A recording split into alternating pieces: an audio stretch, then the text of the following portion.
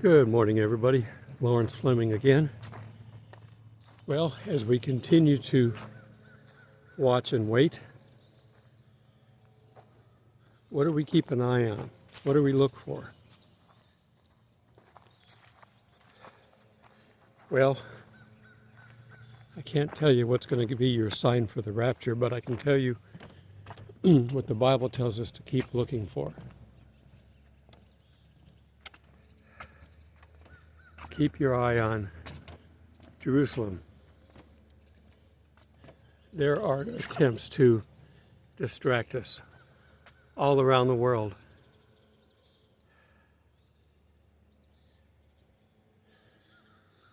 I've mentioned before that Korea's been launching missiles or rockets. They're still doing it. It's a distraction. Russia is a distraction. Everything going on is a distraction until it involves Israel. That's why we're told wars and rumors of wars, so that we know that there's stuff going on all over the place that has absolutely nothing to do with what we need to be paying attention to.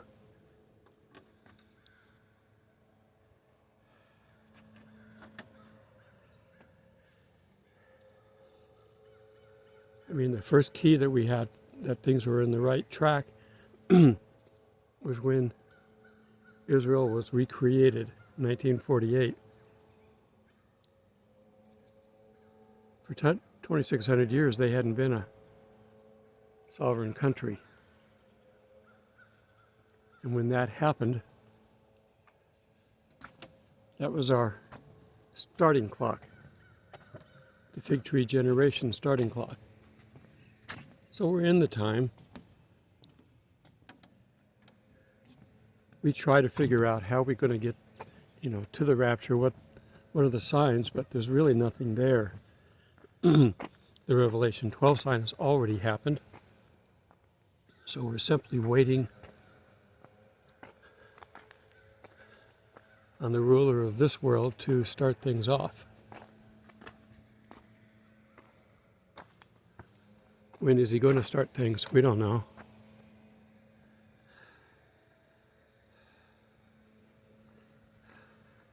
But we have to keep focused on the jobs that we have at hand. What are we supposed to do?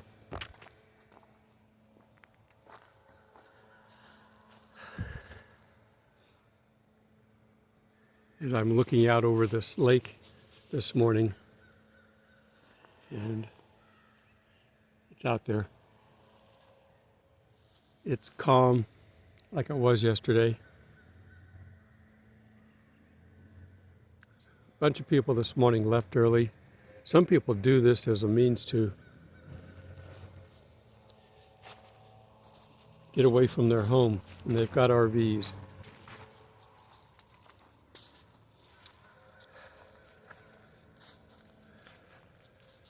I was watching the latest Dr. Barry Ah video. You need to check it out. He's saying today through tonight is the actual Yom Kippur, Day of Atonement time frame. If it's going to match up on a date, that would be a good date to match up on. It's God's calendar, not man's.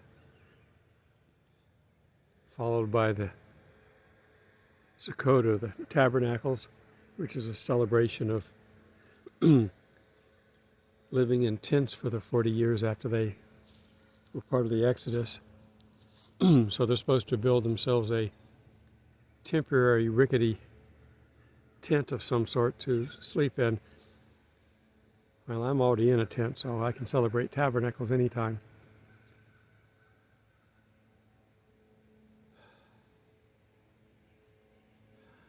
As I look around, people have no idea, most of them, what's going on. I ran into one of the groundskeepers yesterday, and he used to work downtown Atlanta in one of the missions down there. So he's a Christian. It doesn't take much to just find individuals. You just have to trust God to point them out to you. You won't tell. You can't tell by looking at somebody whether they're a Christian or not. Even their behavior, it can give you a clue, but you can't tell for sure. And even if somebody says they're a Christian, you can't know for sure. So your job is just simply to tell everybody. And if somebody wants to listen, fine. If not, wipe the dust from your feet and move on. There's too many people that need to hear the gospel without taking time to try to force it on somebody. Plant the seed and hope that somebody else will get to them in time to harvest.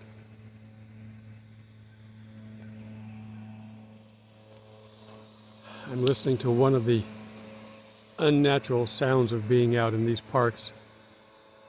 There's a constant sound of a motor, in this case on a weed whacker. Sometimes it's a lawnmower. I am looking forward to trying to go out west, but that's if we're still here. If it is the adjusted Day of Atonement, then that would put the rapture tonight, if it's on that date. I'm not saying it is. I'm telling you what people are saying. And if it's not, it's some other day in the future. We know it's there. There's no doubt that it's there. We just don't know when. And I've still got people that I've got to have to do some research and find out who these people are that believe the only rapture is at the end. They are so ingrained with that. It's got to be an offshoot of a cult type religion, because they're so ingrained in that. They won't discuss anything else. It's at the end. We all deserve the tribulation, and their doctrine is way off. Every time I try to talk to them, I can see how far off their doctrine is. They need to get out from behind the elephant. They're looking at one side of the picture. Yeah, there is a rapture at the end. There's also a rapture in the middle and a rapture at the beginning. We want the one at the beginning.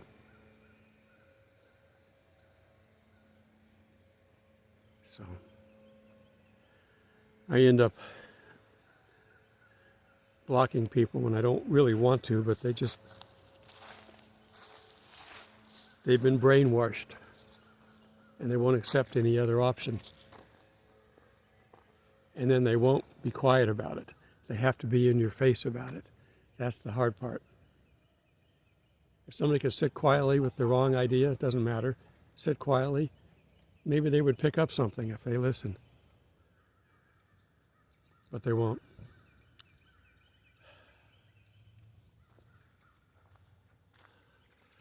All right, tomorrow is moving day. I don't know where I'm going, which to me is an indication that maybe, just maybe, it is tonight. I've looked at all the state parks in the state of Georgia. Not one state park has an opening.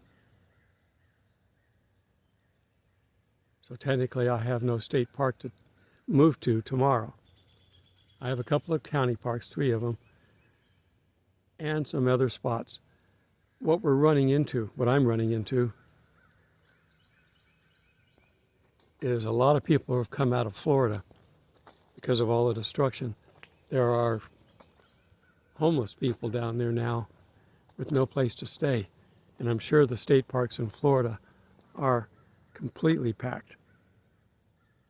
So they come up here and fill up these state parks.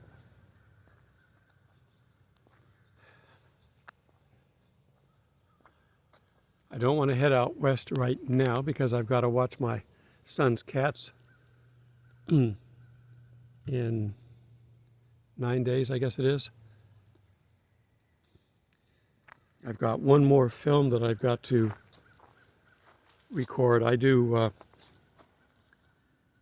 DP work, director of photography work. I'm going to be filming one more fan film the first week in November. That's my last obligation. And they're putting me up. I got a motel room down in South Georgia where I'll be staying when I'm doing that, so I don't have to worry about that. But my plan after that would be to go ahead and head out west. It's starting to get cold. It's in the 40s in the morning. I've got my heater, but a heater only works if you've got electricity. What's going to happen when all these people around the world find that they don't have the heating oil that they need? It's going to be tough on everybody.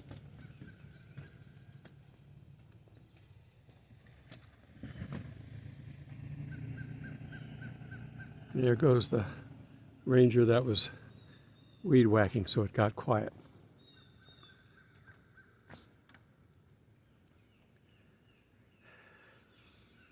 I like looking at water, but I really don't like it. I don't like to swim.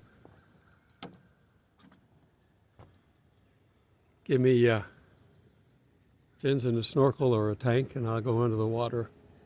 But most of these lakes you can't really dive in. They're not safe. So many of these lakes were created, which means there's dead trees everywhere. In fact, there's one right there in the water that fell over. They're not safe to be swimming in and around, so.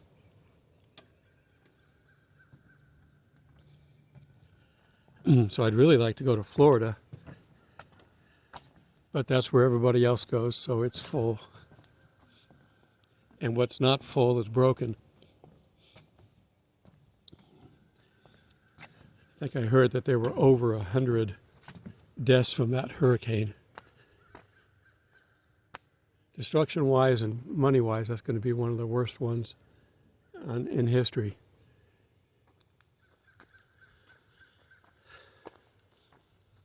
Okay.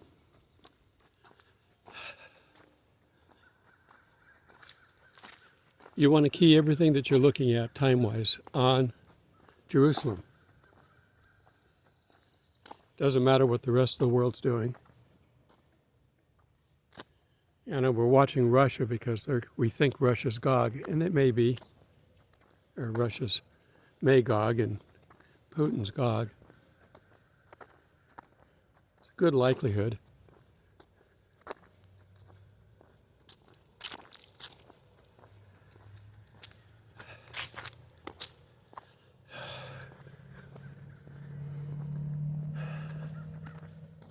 Some guy on a bicycle just rode by.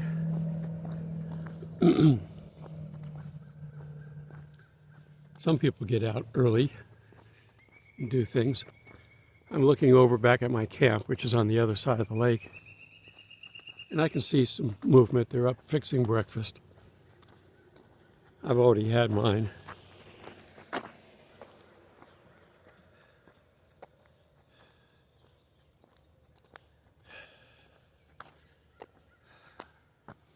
All right.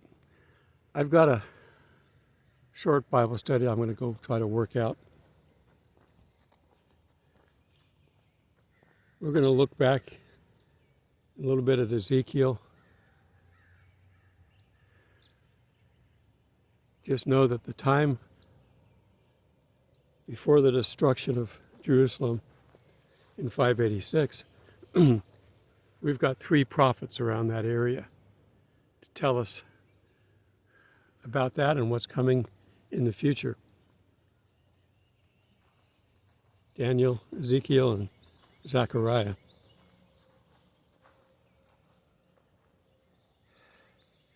The Babylonians were doing all the damage, and they're the ones doing the damage now. The harlot, Mystery Babylon.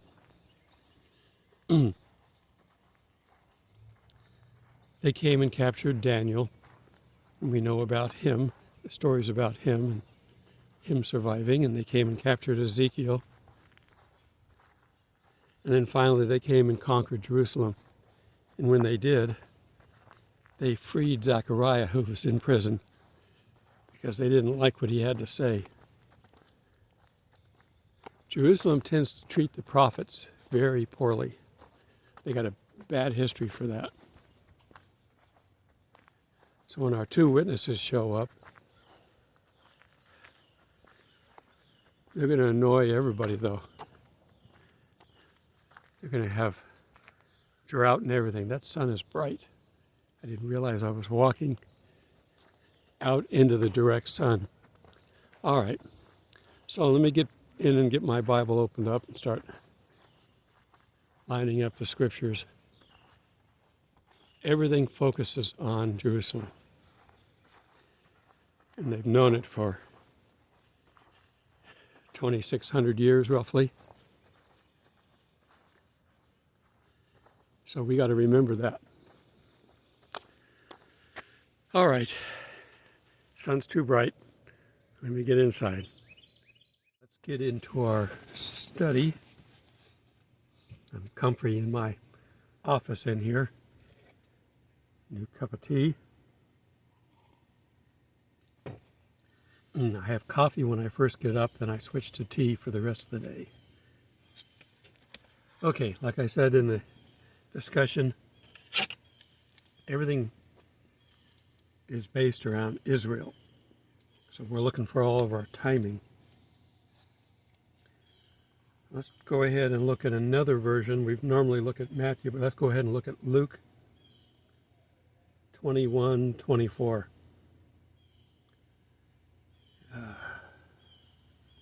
And we're talking about the destruction of Jerusalem at this point. And they will fall by the edge of the sword and be led away captive into all the nations. And that's what they did. They killed 1 million or more, and then they sold everybody else into slavery.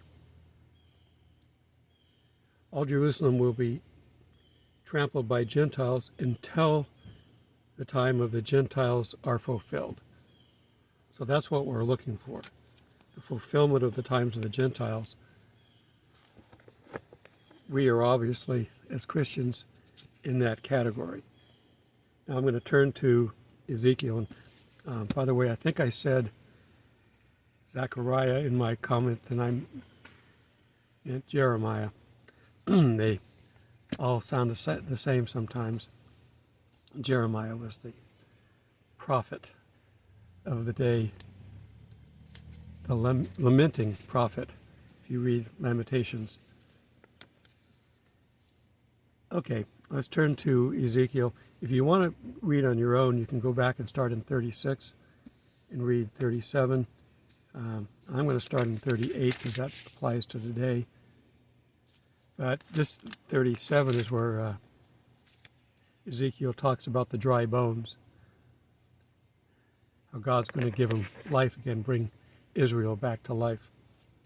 Okay, well, let's look at Gog in chapter 38, verse 1. Now the word of the Lord came to me, saying, Son of man, set your face against Gog in the land of Magog, the prince of Rosh, and Meshach, and Tubal, and prophesy against him, and say, Thus saith the Lord God, Behold, I am against you, O Gog, the prince of Rosh, Meshach, and Tubal. I will turn you around, put hooks into your jaws, and lead you out with all your army and horses and horsemen, and your splendidly clothed, and a great company of bucklers and shields, all of them handling swords. Obviously, they're going to be coming out of Russia with tanks and all this other stuff, but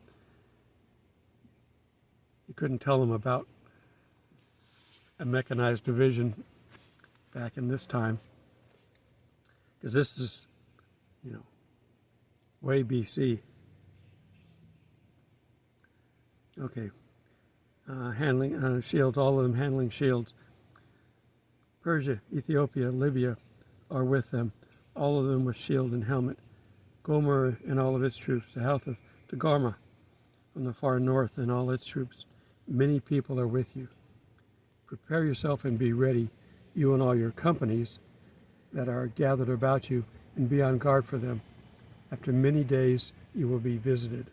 In the later years, it's a prophecy, you will come into the land of those brought back from the sword and gathered from the many people of the mountains of Israel, which had long been desolate. That's what we see in 36 and 37. They were brought out of the nations, and now all of them dwell safely. And you will ascend, coming like a storm, covering the land like a cloud, and all your troops and many people with you. Thus saith the Lord God, on that day it shall come to pass that thoughts will arise in your mind, and you will make an evil plan. And you will say, I will go up against Israel, a land of unwalled villages. I will go in to a peaceful people who dwell safely, all of them dwelling without walls. There are remnants of walls, but nothing that would stop anyway, a modern army anyway. I will go to a peaceful people who dwell safely, all of them dwelling without walls and having neither bars nor gates, to take plunder and to take booty, to stretch out your hand against the waste places that are again inhabited, and against people gathering from the nations, who have acquired livestock and goods and dwell in the midst of the land. Sheba, Dedan, merchants of Tarshish, and all their young lions will say to you, have you come to take plunder? All the other surrounding countries are going to ask them, what are you doing here? Therefore, Son of Man, prophesy and say to Gog, thus saith the Lord, on that day when my people in Israel dwell safely, will you not know it? Then you will come from your place out of the far north, you and many peoples with you, all of them riding on horses, a great company and a mighty army, and you will come up against my people like a cloud. Okay. There's more on there, but basically, there's going to be so many you will not be able to defend. They won't be able to defend. Israel and all of its forces won't be able to defend. And we're obviously not helping because America's not mentioned. So that's what they have coming. And when it happens, then we will know that that is the start of things. Now, is our rapture first or second? We don't know. I'm sure I know there's Christians in Jerusalem. Are they going to have to flee? I don't think so. So it's possible that as the gathering happens, that's when we get out of there. So keep your eye on Israel. We're still here. We got one more night for the Day of Atonement on the corrected date. We have tabernacles. I don't really see those affecting us. There are those that believe that that's when we're going to get raptured, is on these Jewish holidays. I don't think so. We're not Jews. We're Gentiles. We have to end the Gentile age, as we saw in Luke.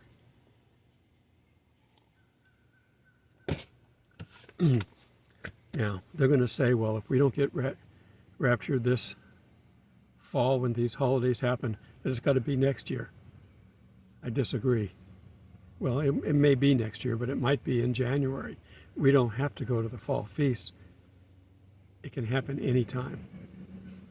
It could happen tonight on the end of Yom Kippur, or it could happen tomorrow on a non-day. Well, they've got days in between now and Tabernacle, but it doesn't have to fall on a Jewish holiday. It would be nice if we could pick a day and stop worrying about it. But don't worry about it. We're still surviving. Some have a tougher life than others. I'm trying to show you by what I do that you can downgrade your lifestyle and be happy with what we're doing. I'm happy being out here. I don't have a problem being out here. I don't know where I'm going next. God hasn't shown me. But I got the money that I need to move this morning, a day before I have to be out of here.